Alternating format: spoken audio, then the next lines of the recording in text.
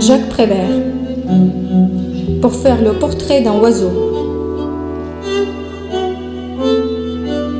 Peindre d'abord une cage avec une porte ouverte.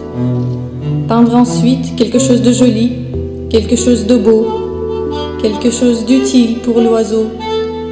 Placer ensuite la toile contre un arbre, dans un jardin, dans un bois ou dans une forêt.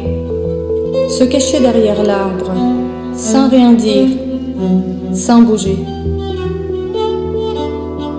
Parfois, l'oiseau arrive vite, mais il peut aussi mettre de longues années avant de se décider. Ne pas se décourager, attendre s'il le faut pendant des années.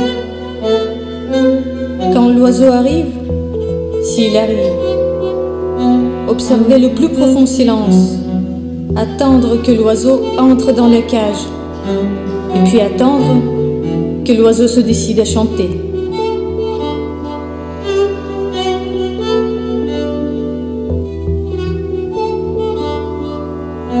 Si l'oiseau ne chante pas, c'est mauvais signe. Signe que le tableau est mauvais. Mais s'il chante, c'est bon signe. Signe que vous pouvez signer. Alors vous arracherez tout doucement une des plumes de l'oiseau et vous écrivez votre nom dans un coin du tableau.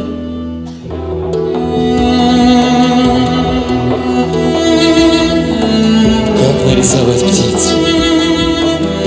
Сперва нарисуйте клетку с настежь открытой дверцей. Затем нарисуйте что-нибудь красивое и простое, что-нибудь очень приятное и нужное очень для птицы. Затем в саду или в роще к дереву полотно прислоните, за деревом этим спрячьтесь, не двигайтесь и молчите.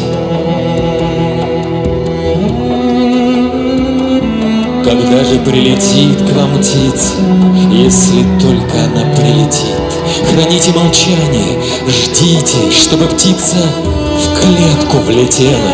И когда она в клетку влетит, тихо кистью дверцу заприте. И не коснувшись ни перышка, осторожненько клетку сотрите. Затем нарисуйте дерево, выбрав лучшую ветку для птицы. Нарисуйте листву зеленую, свежесть ветра и ласку солнца. И ждите, ждите затем, чтобы запела птица. Если она не поет, это плохая примета. Это значит, что ваша картина совсем никуда не годится. Но если птица поет, это хороший признак. Признак, что вашей картиной можете вы гордиться и можете вашу подпись поставить в углу картины, вырвав для этой цели перо у поющей птицы.